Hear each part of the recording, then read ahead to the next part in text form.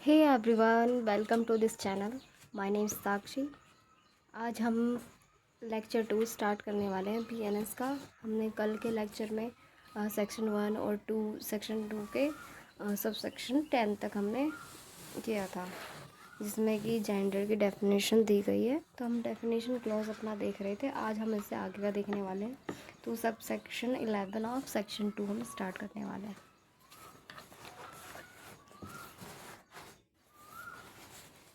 तो हमारा जो सेक्शन 2 का सब सेक्शन 11 है वो गुड फेथ की बात करता है।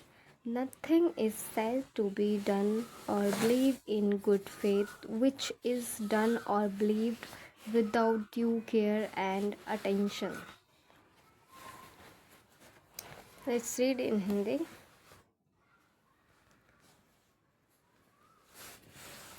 सद्भावपूर्वक कोई बात सद्भावपूर्वक की गई या विश्वास की गई नहीं कही जाती, जो साम्यक सतर्कता और ध्यान के बिना की गई है या विश्वास की गई है।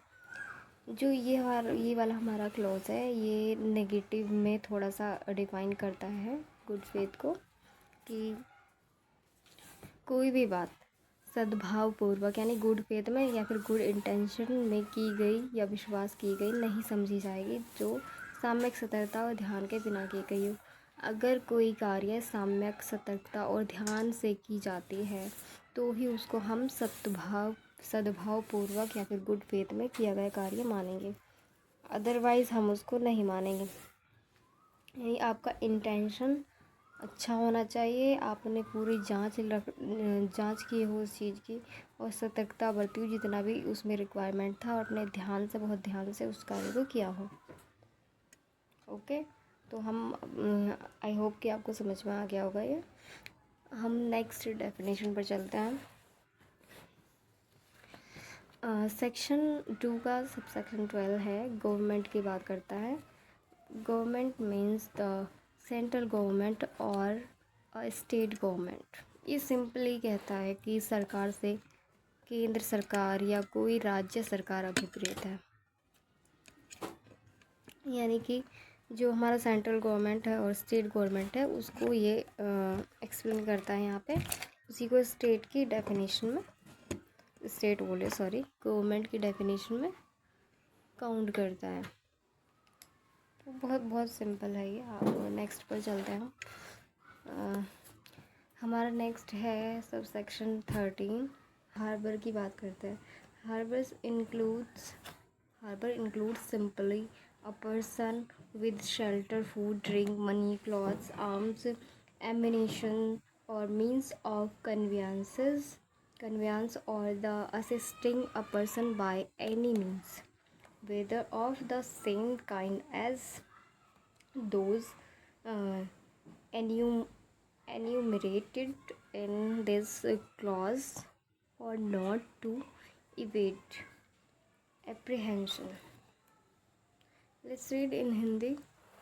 संशय के अंतर्गत किसी व्यक्ति को आश्रय, भोजन, पेय, धन, वस्त्र, आयुध, गोला बारूद या वाहन के साधन देना, या किसी साधनों से, चाहे वे उसी प्रकार के हों या नहीं जिस प्रकार से इस खंड में प्रगणित है, पकड़े जाने से बचने के लिए किसी व्यक्ति की सहायता करना सम्मिलित है।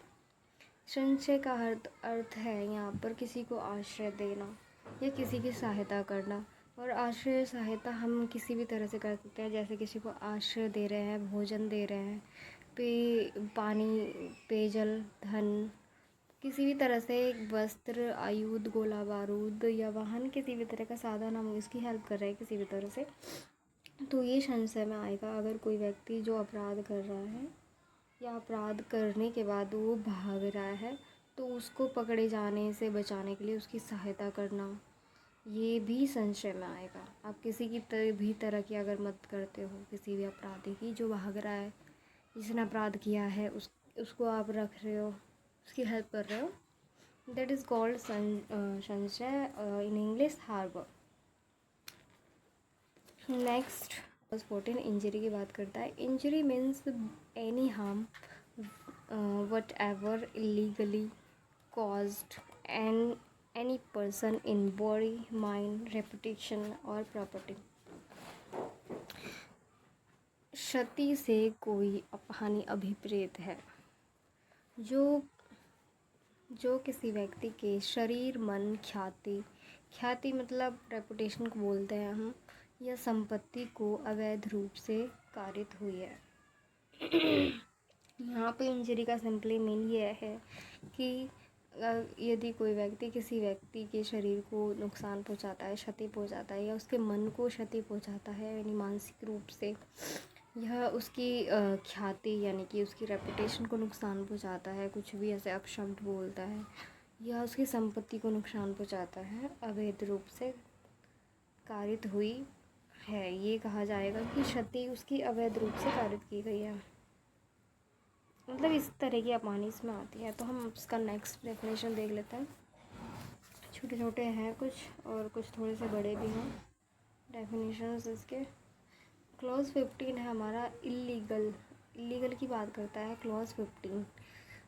And illegal and legally bound to do, इसी ये पूरा डेफिनेशन है। इसकी बात करता है the word illegal is applicable to everything which is an offense।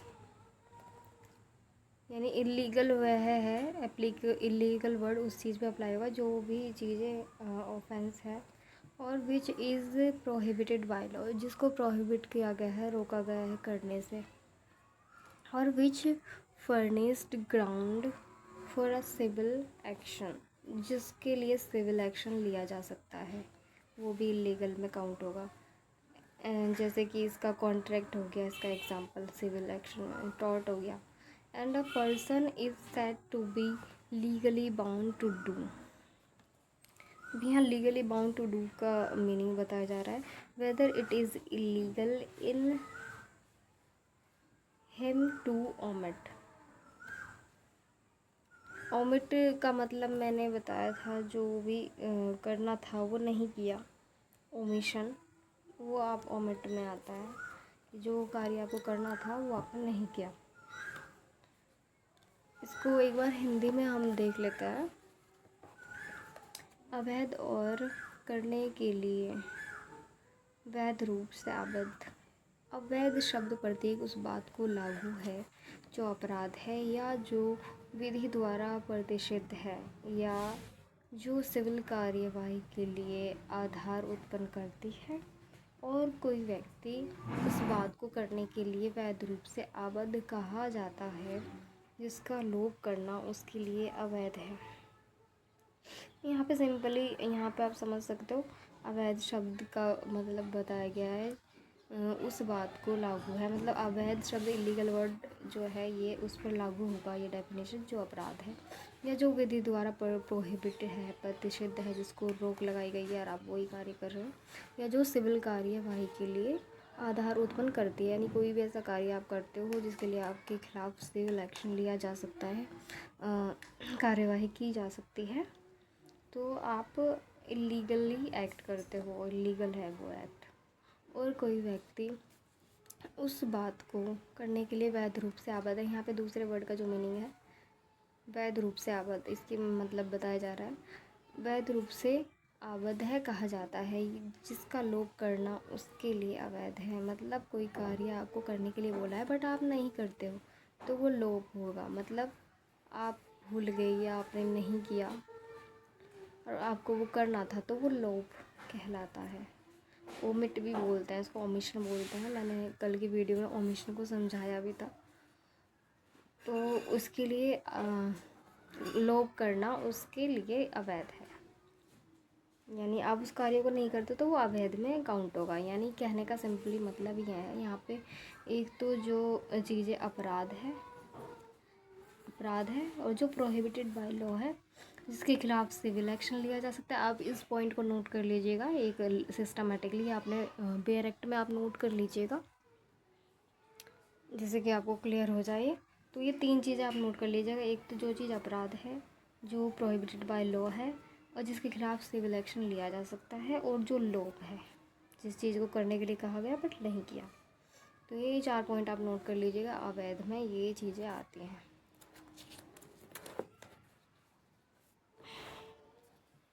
अब हम देख लेते हैं।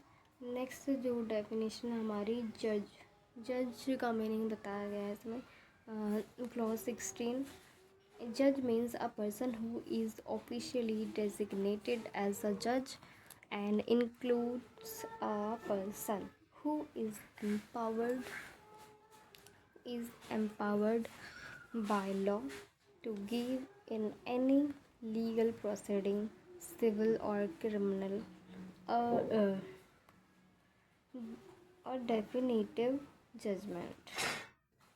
यानी कि जिसको लॉ द्वारा एम्पावर किया गया है कोई भी ऐसा पर्सन इन लीगल प्रोसीडिंग, चाहे वो लीगल प्रोसीडिंग सिविल हो, क्रिमिनल हो, और डेफिनेटिव जजमेंट के लिए। Or a judgment which if not appealed against, यदि कोई ऐसा जजमेंट जिसके खिलाफ अपील नहीं है, वुड बी डेफिनेटिव, मतलब डेफिनेटेड निश्चित होगा।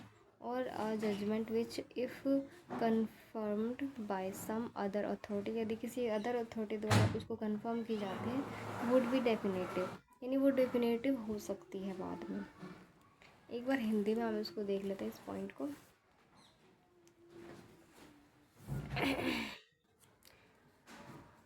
न्यायाधीश से ऐसा व्यक्ति अभिप्रेत है जो शासकीय रूप से न्यायाधीश के रूप में अभिहित किया गया है। इसके अंतर्गत ऐसा कोई व्यक्ति भी आता है जो किसी विधिक कार्यवाही में, चाहे वह सिविल हो, देखिए कोई विधिक कार्यवाही में सिविल हो, दंडिक हो यानी कि क्रिमिनल हो, अंतिम निर्णय या ऐसा निर्णय जो उसके विरुद्ध अपील न होने पर अंतिम हो जाए, या तो वो अंतिम निर्णय होना चाहिए या उसमें अपील न होने पर, यानी उसमें अपील नहीं हो सकती इसीलिए वो अंतिम हो जाएगा, अंतिम, या ऐसा निर्णय जो किसी अन्य प्राधिकारी द्वारा पुष्ट किया जाने पर अंतिम हो जाए, देने के लिए विधि द्वारा सशक्त किया गया हो। कोई ऐसा व्यक्ति जो सिविल या क्रिमिनल मैटर में अंतिम निर्णय के लिए जिसको सक्षम किया गया है विधि द्वारा, या जिसके खिलाफ अपील नहीं की जा सकती, ऐसा जजमेंट देने के लिए उसको सक्षम किया गया है, जिसका अंतिम निर्णय हो जाए अगर वो उसके खिलाफ अपील नहीं की जा सकती या फिर अन्य प्राधिकारी द्वारा पुष्ट किया जाता है तो अंतिम हो जाएगा उसका जजमेंट, ऐसा व्यक्ति विधि द्वारा सशक्त किया गया हो। तो यहाँ पे जज की डेफिनेशन ये है। और हम इसका दूसरा जो क्लॉज है सेक्शन 16 का क्लॉज 2 देख लेते हैं। Who is one of a body or person which body of person is empowered by law to give such a judgment. यहाँ पे सिंपली कह दिया गया है कि कोई भी ऐसा एक बॉडी है या कोई पर्सन है जो एम्पावर किया गया है by law to give such judgement देने के लिए, मतलब डेजिग्नेशन है उसका जज एज अ जजमेंट सिविल या क्रिमिनल दे सकता है। डेफिनेट होना चाहिए उसका, डेफिनेटिव फाइनल जजमेंट, डेफिनेटिव यानी कि फाइनल जजमेंट होना चाहिए उसका, जो उस निकाय या व्यक्ति में से एक हो, यानी कोई व्यक्ति भी आता है जो उस निकाय या व्यक्तियों में से एक हो, या तो वो व्यक्ति हो सकता है या निकाय हो सकता है, निकाय या व्यक्तियों में से एक हो जिस व्यक्ति या निकाय को ऐसे निर्णय देने के लिए विधि द्वारा सशक्त किया गया है। तो आप सिंपली देख सकते हो जज के अंदर कौन आता है यहाँ पे, जिसको जजमेंट देने के लिए एम्पावर किया गया है और उसका जजमेंट डेफिनेट होना चाहिए या हो सकता है आगे चल के, तो ऐसे व्यक्ति को हम जज कह सकते हैं।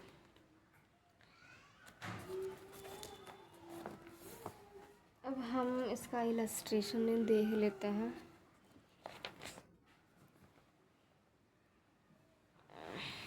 ठीक है।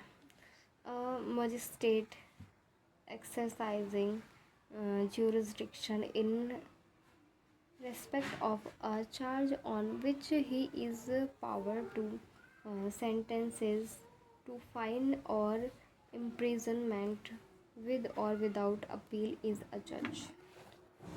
Let's read in Hindi. किसी आरोप के संबंध में अधिकारिता का प्रयोग करने वाला कोई मजिस्ट्रेट जिसके लिए उसे जुर्माना या कारावास या दंड देने की शक्ति प्राप्त है, चाहे उसकी अपील होती हो या न होती हो, न्यायाधीश है। यहाँ पे सिंपली कह दिया गया है किसी आरोप के संबंध में, यानी कोई आरोप लगाया गया उसके संबंध में अधिकारिता का प्रयोग करने वाला कोई मजिस्ट्रेट जिसके लिए उसे जुर्माना या कारावास या दंड देने की शक्ति है। यानी कोई मजिस्ट्रेट हो उसको जुर्माना लगाने की भी शक्ति है, कारावास या दंड देने की शक्ति प्राप्त है, चाहे उसकी अपील हो या न हो। यानी कि यहाँ पे मजिस्ट्रेट को भी इंक्लूड किया गया है सिंपली। तो आप देख सकते हो वो न्यायाधीश है। यहाँ पे मजिस्ट्रेट से मतलब जज ही है, जुडिशियल मजिस्ट्रेट, क्योंकि हम यहाँ पर लॉ पढ़ रहे हैं तो ऑब्वियस सी बात है कि हम उसी की बात कर रहे हैं, क्योंकि मजिस्ट्रेट में कई बार डीएम भी काउंट होता है, तो यहाँ पे हम उसकी बात नहीं कर रहे हैं। यहाँ पे आप ये कन्फ्यूज़न बिल्कुल ख़त्म कर दीजिएगा कि यहाँ पे मजिस्ट्रेट जुडिशियल मजिस्ट्रेट की बात हो रही है, क्योंकि एज अ जज वही एक्ट कर सकते हैं।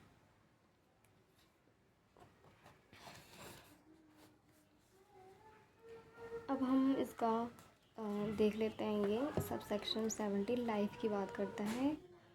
Life means the life of a human being unless the contrary appears from the context. जीवन से जब तक संदर्भ में प्रतिकूल प्रतीत न हो, किसी मानव का जीवन अभिप्रेत है। यानी जब तक कॉन्ट्रेरी नहीं अपीयर होता है, प्रतीत होता है, तो मानव का जीवन उसका माना जाएगा, जीवन के डेफिनेशन में आएगा। नेक्स्ट देख लेते हैं। लोकल लॉ की बात करता है सब सेक्शन 18 हमारा। Local law means a law applicable only to a particular part of India. यानी किसी एक particular part of India, India का कोई एक पर्टिकुलर पार्ट है, उस पर जो एप्लीकेबल है लॉ, वो लोकल लॉ कहलाता है।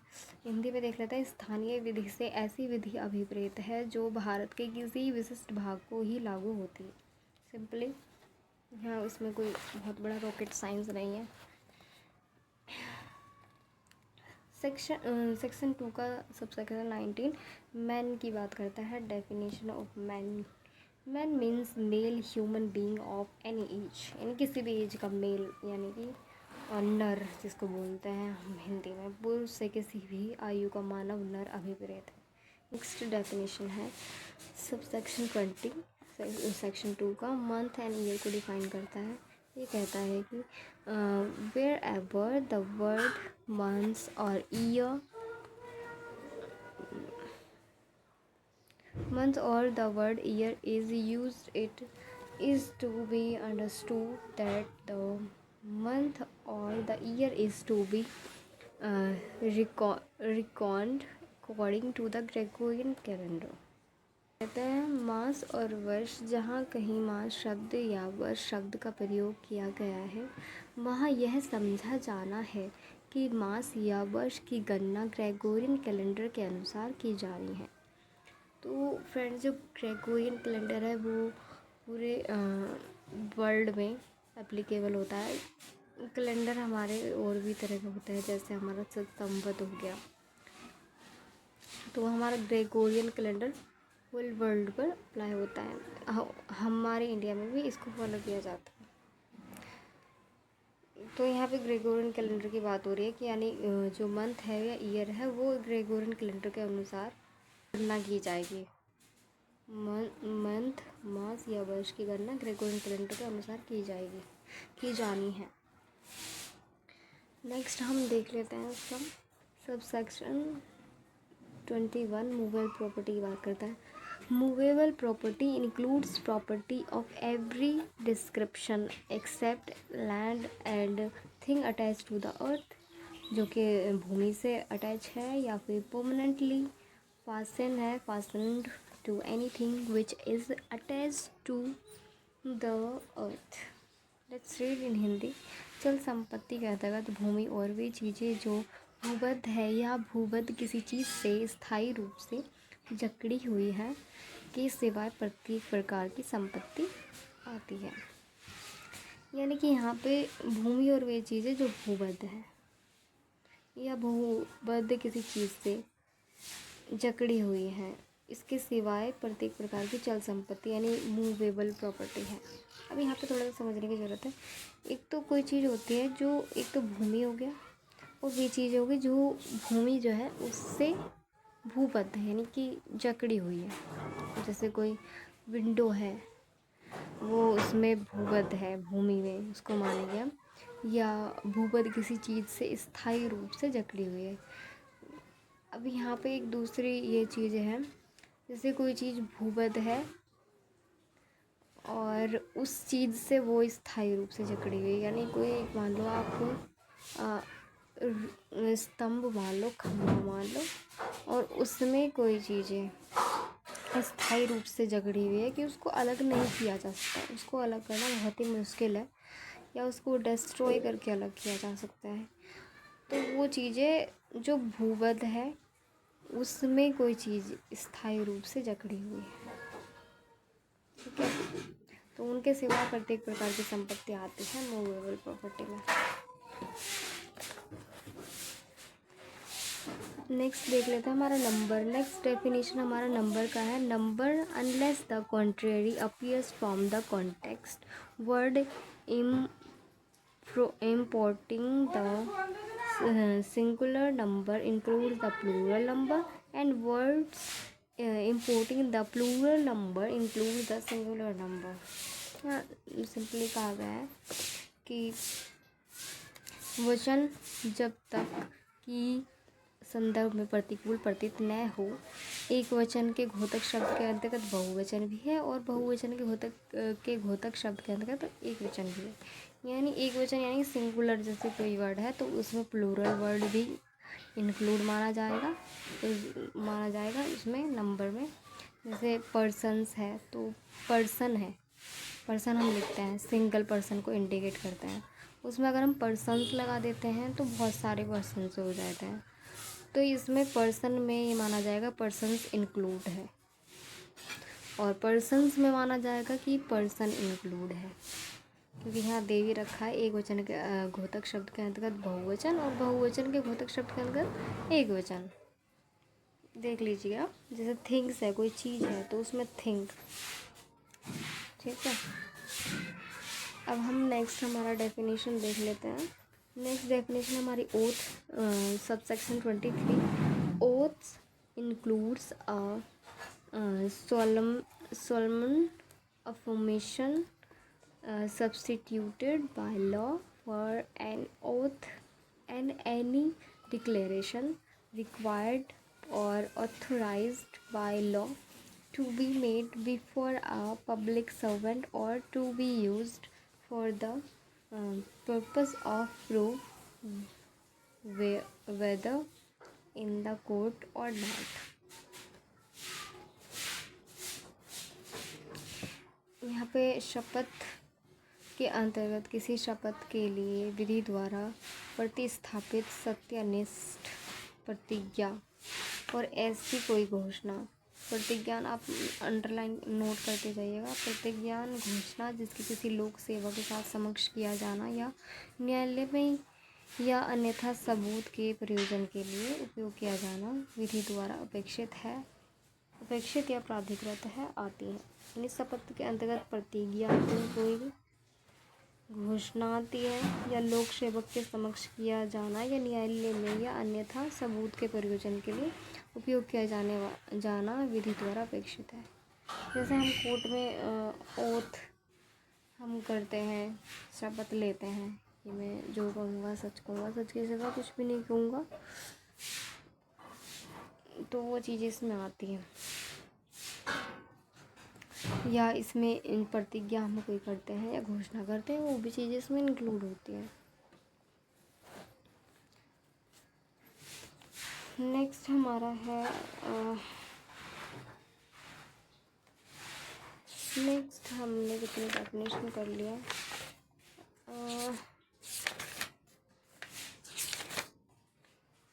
हमारा टोटल डेफिनेशन ये 39 तक है हमारा, ठीक है। नेक्स्ट जो डेफिनेशन है ऑफेंस की 24 में है ये, subsection 24। Accept in the chapter and section mention in subsection sub clause A and B, the word offense means a thing made punishable by this Sahita, but in chapter 3 and in the following section, namely subsection, आप देख सकते हो subsection भी दिया गया है of section 8 section 9, ये आप देख लीजिएगा अपने बियर एक्ट में एक बार, मैं आपको बोल भी देती हूँ एक बार। Subsection 2, 3, 4 and 5 of section 8, section 9, section 49, 50, 52, 54, 55, 56, 57, 58, 59, 60, 61, 190, 120, 123, subsection 7 and 8 of section 127, 222, 230, 231, 240, 248, 250, 51, 259, 260, 261, 62, 63, subsection 6 and 7 of section 308 and subsection 2 of section 330, or the word offense means a thing punishable under this Sanhita or under any special law or local law। and यहाँ पे देख लेते हैं हम हिंदी में एक बार। अपराध उपखंड के और उपखंड ख में, यानी के और खे, यहाँ उल्लिखित अध्याय और धाराओं के सिवाय, इनके सिवाय अपराध शब्द से इस संहिता द्वारा दंडनीय की गई कोई बात अभिप्रेत है। किंतु तो आपको मैंने यहाँ बता दिया ये सब चीज़ें, ठीक है, चाहे वे तो अब इसका नेक्स्ट एक बार देख लेते हैं हम।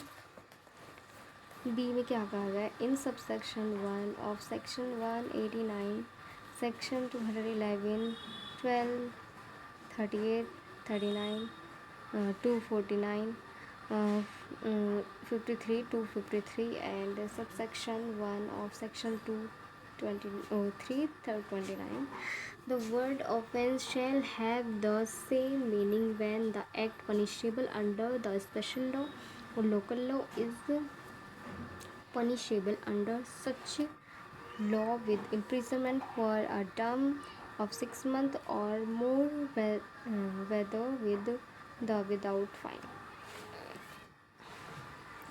तो अपराध शब्द का वही अर्थ होगा जो विशेष विधि या स्थानीय विधि के अधीन दंडनीय कार्य, ऐसी विधि के अधीन 6 महीने या उससे अधिक अवधि के कारावास से, चाहे वह जुर्माना सहित हो या रहित हो। यानी अपराध शब्द का वही अर्थ है जो इसे स्पेशल लॉ में या फिर किसी लोकल लॉ के में दंडनीय है कोई कार्य, ऐसी विधि के अधीन जो 6 महीने या उससे अधिक की अवधि के कारावास से दंडित करती है, चाहे वो जुर्माने सहित हो या रहित हो। ठीक है, नेक्स्ट हम देख लेते हैं omission, subsection 25। Omission denote as well as a series of omission as a single omission. लोपो की किसी आवली का उसी प्रकार घोतक है जिस प्रकार एक लोप, यानी कि सीरीज ऑफ ओमिशन या सिंगल ओमिशन इसमें इंक्लूड होता है, डिनोट करता है, उसका मीनिंग यही है। लोप का मतलब मैंने आपको बता दिया था कि जब आपको कोई कार्य करने के लिए कहा जाता है, आप बाउंड होते हो लीगली, बट आप उस कार्य को नहीं करते हो तो आप लोप करते हो।